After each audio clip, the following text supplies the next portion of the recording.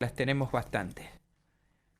Hemos hecho ya una mención reiterada esta mañana a raíz de los informes que hemos estado dando sobre la situación por COVID en el ámbito de la provincia de San Luis, el impacto que produjo el documento que dio a conocer durante el fin de semana la Asociación de Profesionales y Técnicos de la Salud acerca del colapso del sistema sanitario.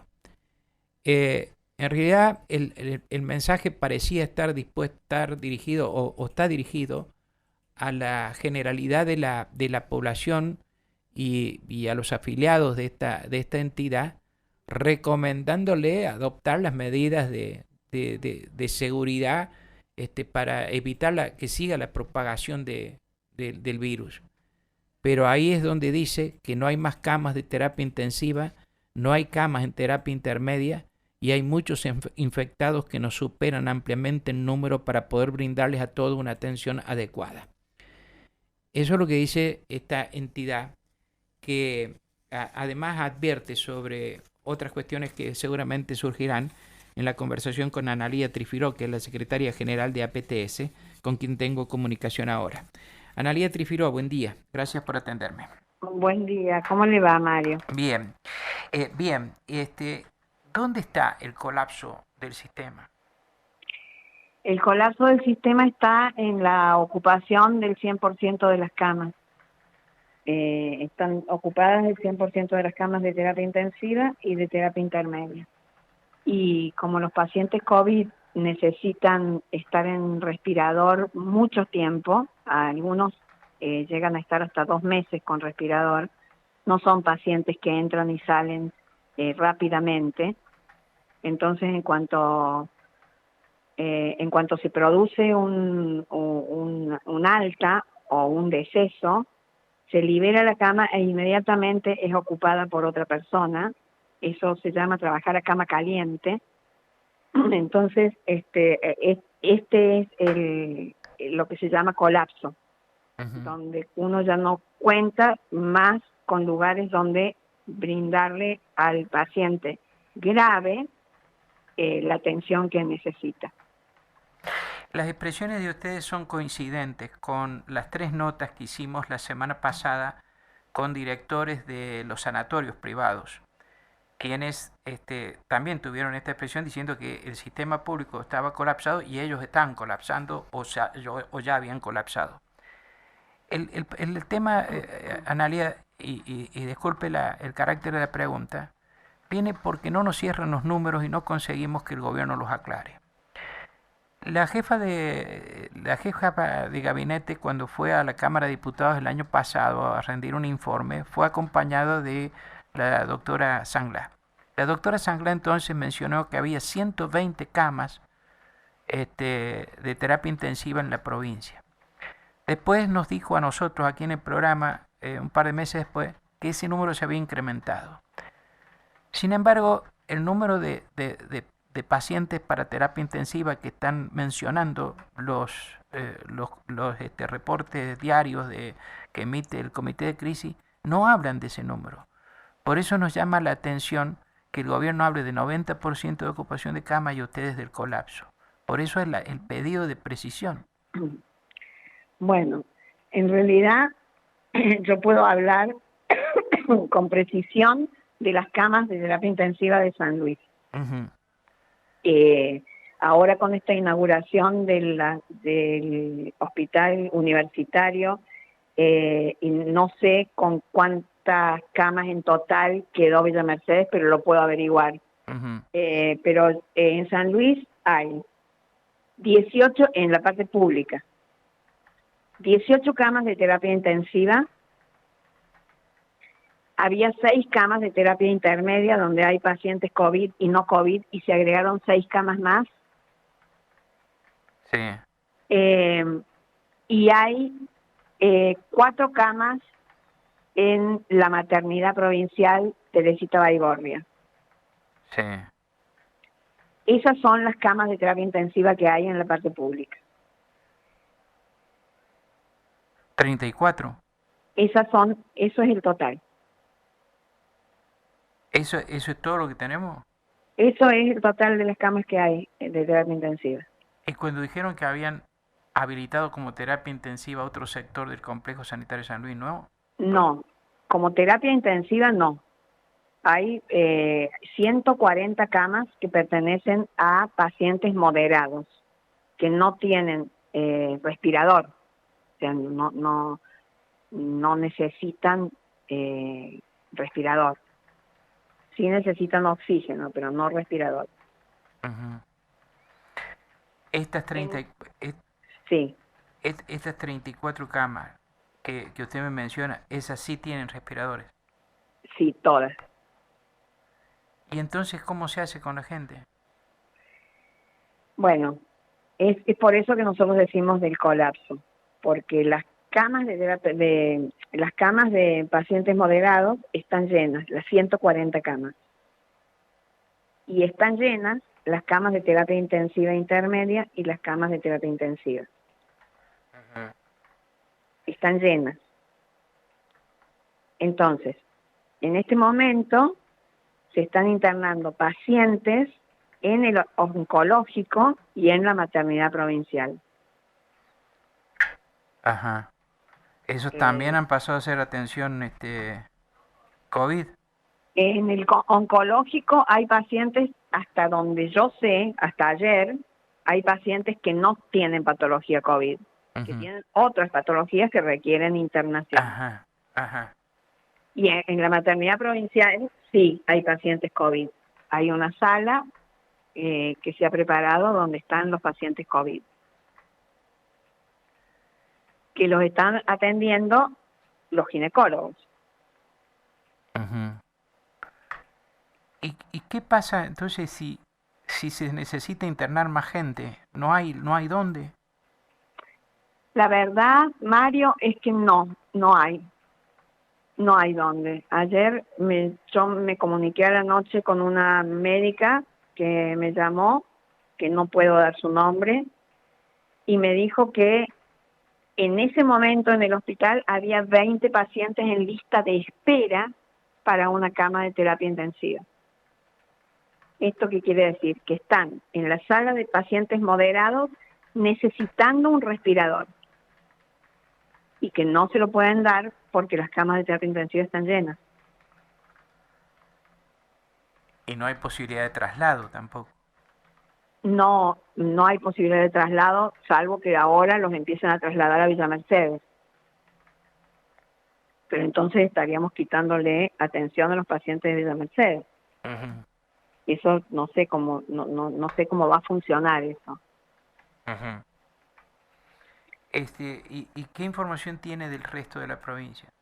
Merlo está lleno, son 8 camas de terapia intensiva y están llenas 6 camas con pacientes COVID y 2 con pacientes no COVID, que posiblemente esas son las que más rápido se liberan, porque el paciente COVID necesita mucho tiempo de internación con respirador. Estamos hablando de 1 mes o 2 meses de respirador, de uso de respirador, hasta que se les da el alta. Y en Villa Mercedes, no sé, por esto que le digo de el Hospital de la Pedrera, ahora es un centro de, de extracción de muestras. Ujú. Entonces el Hospital de la Pedrera, donde antes se internaba gente, ahora recién lo están volviendo a recuperar para internar pacientes. Y se ha inaugurado el Hospital Universitario con 11 camas. Así que no sé cómo estarán, Ujú. pero el peor problema no son las camas físicas, digamos, no son el peor problema. El peor problema es el recurso humano, que sigue siendo el mismo, y la distribución de oxígeno. La central de oxígeno del Hospital San Luis tiene una capacidad para las 18 camas de terapia intensiva y para las 6 camas de terapia intermedia que había en un principio. Si a esas 6 camas de terapia intermedia le agregamos 6 camas más, el oxígeno empieza a circular de manera disminuida para todas las camas. Entonces saltan las alarmas. ¿Entiende? Sí. Y esto hace que no le esté llegando la cantidad de oxígeno necesaria a todos los pacientes. Sí. Porque la central de oxígeno es la misma y eso no se puede cambiar. Sí. Y además, el recurso humano es el mismo. Porque la semana pasada se nombraron 10 enfermeros recién recibidos que no están preparados para la emergencia. Se los nombró en terapia intensiva. En este momento, nadie puede pararse a explicarle a alguien lo que tiene que hacer. Es decir, nadie puede hacer de guía. invertir parte de su tiempo en enseñarle al compañero cómo se tiene que vestir, cómo tiene que dar la medicación, cómo tiene que desvestirse, qué cuidados tiene que tener, cómo tiene que manejar el paciente, cómo lo tiene que cambiar de posición. No se puede. No hay tiempo. Porque no hay tiempo. Entonces, estos 10 enfermeros que están recibidos, por supuesto, no están formados para manejarse en la terapia. Por lo tanto, en este momento es un personal que nosotros no lo... Ellos digo, el gobierno los puede contar, nosotros no los contamos. Y han nombrado 9 médicos recién recibidos de la Universidad Católica de Cuyo que están en las mismas condiciones. Porque para formar un terapista se necesitan muchos años. Pero supongamos que esto lo hubiesen hecho hace un mes atrás. Tal vez se le hubiese podido dar como una pequeña ayuda, digamos, para que esa gente fuese realmente útil en las terapias. Pero la verdad es que no, en este momento no podemos nosotros hacerlo. Entonces, son 9 médicos y 10 enfermeros que hacen lo que pueden, por supuesto, pero no están a la altura de las expectativas para este momento. Es decir, no dan garantía de la solvencia, me dice usted. Y no, porque no están formados para esto. Uno tiene que adquirir la práctica. Uno puede tener toda la teoría, pero una cosa es intubar un muñeco y otra cosa es intubar un paciente, un ser humano. Una cosa es hacer una curación teórica y otra cosa es hacerla sobre la piel.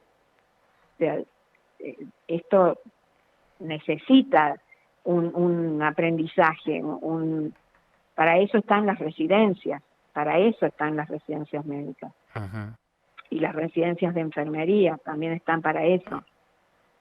En otros momentos, la gente que los forma se ocupa de los residentes y los van formando en esto y cada vez los van, digamos, soltando, a medida que van aprendiendo, los van soltando como para que vayan haciendo las prácticas solos hasta que están formados y pueden hacer todo solos.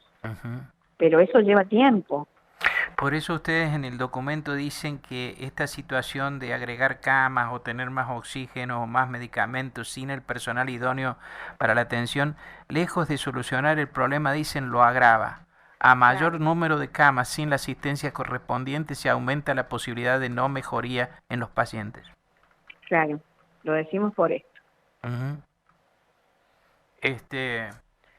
Porque el recurso humano sigue siendo el mismo. El doctor Bechen, del Sanatorio Ramos Mejía, cuando habló con nosotros fue absolutamente gráfico. También lo fue el doctor Fiesta, del Sanatorio Rivadavia. Fue absolutamente gráfico y entre las cuestiones que dijo es que él había pedido para el Sanatorio Ramos Mejía como dato respiradores al gobierno. Después al otro día nos enteramos a través de una nota que hicimos a gente de Villa Mercedes que aparentemente se los estaban por entregar. Pero me dijo el doctor Bechen acá que de cualquier manera no era cuestión de agregar, de seguir agregando hasta toda su capacidad para el oxígeno, etcétera, que podían suministrar, sino el problema estaba en que se quedaba sin recursos humanos. No tenía cómo enfrentar el problema de la carencia de recursos humanos. Claro, eso, el problema es el recurso humano. Porque dijo que cada equipo necesita un médico, o cada tanto equipo un médico, que no está Claro, formado. cada dos pacientes de COVID se necesita un médico y 4 enfermeros. Cada Ajá. 2 pacientes de COVID. Ajá. Nosotros estamos manejando en este momento una terapia de 18 camas con 2 médicos y 3 enfermeros. Entonces, ¿cuál es la situación en Villa Mercedes, doctora? Porque, fíjese, eh, la agencia de noticias San Luis, la vocería gubernamental, dijo ayer, reproduciendo declaraciones del director del hospital que se inauguró anoche, Verónica Bailone, que ellos tienen 12 médicos, 25 enfermeros, 8 kinesiólogos, 9 licenciados en bioimágenes, 6 bioquímicos, 2 farmacéuticos, más gente destinada al mantenimiento y para la parte administrativa personal de inclusión social. Es decir, el hecho de que nos den estos números no necesariamente significa que están bien equipados en cuanto a personal. No, porque los médicos tienen que descansar, los enfermeros tienen que descansar. Es decir, ellos no están contando con que el médico que hace una guardia de 12 horas después tiene que descansar 12. El enfermero tiene que hacer turnos, hacen turnos de 12 horas también, guardias, igual que nosotros, de 12 horas. Es decir, uno de ellos que se enferme, ya no tienen más la cantidad de... Ese es lo ideal. El ideal es esto, digamos, tengo tantos médicos acá, claro, pero usted tiene para reemplazar esos médicos en caso que uno se enferme de COVID, ¿usted tiene para reemplazarlo? No tienen para reemplazarlo. Entonces nosotros no nos podemos enfermar, no nos podemos infectar, no nos podemos morir, no nos podemos ni siquiera morir. Entonces, esa es la situación que no se dice, que es la realidad que nosotros vivimos. Yo desconocía esto que había dicho el doctor Bechen y el doctor Fiestas, pero es así. O sea, esto no se arregla con poner camas. Esto se arregla con poner gente. Y gente idónea. No gente por poner gente. Ayer había una mucama limpiando una zona de COVID con un tapabocas. Porque nadie le explicó a esa pobre señora que tiene que vestirse completamente para entrar a esa zona y ponerse el uniforme como corresponde. Nadie le explicó. ¿Por qué? Porque no hay tiempo.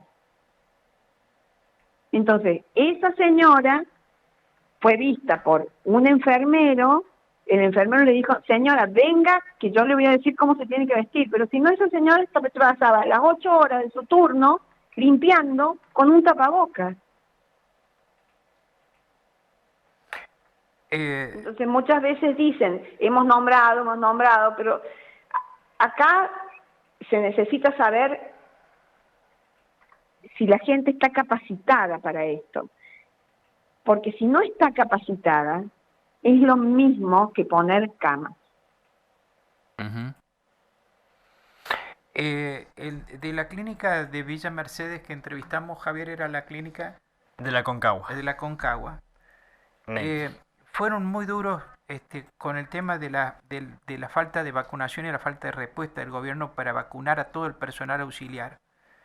Y uno de los temas que nos explicaron de esa clínica, lo explicó acá Negri en este programa, es que las enfermeras, las mucamas, todo el personal de servicio tiene que estar vacunado porque está en esa situación, que tiene que acercar la comida, que tiene que limpiar los lugares, etcétera, y estaba sin vacunarse.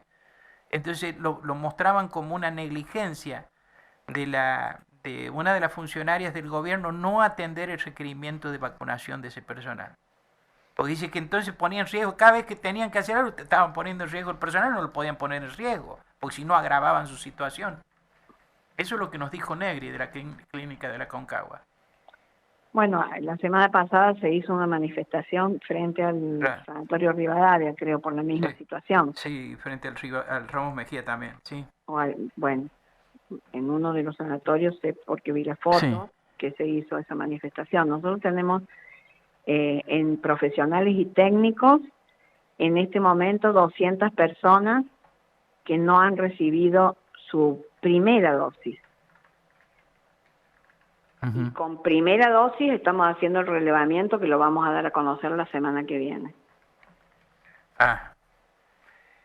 Con solo una dosis. En síntesis, doctora, nos tenemos que cuidar.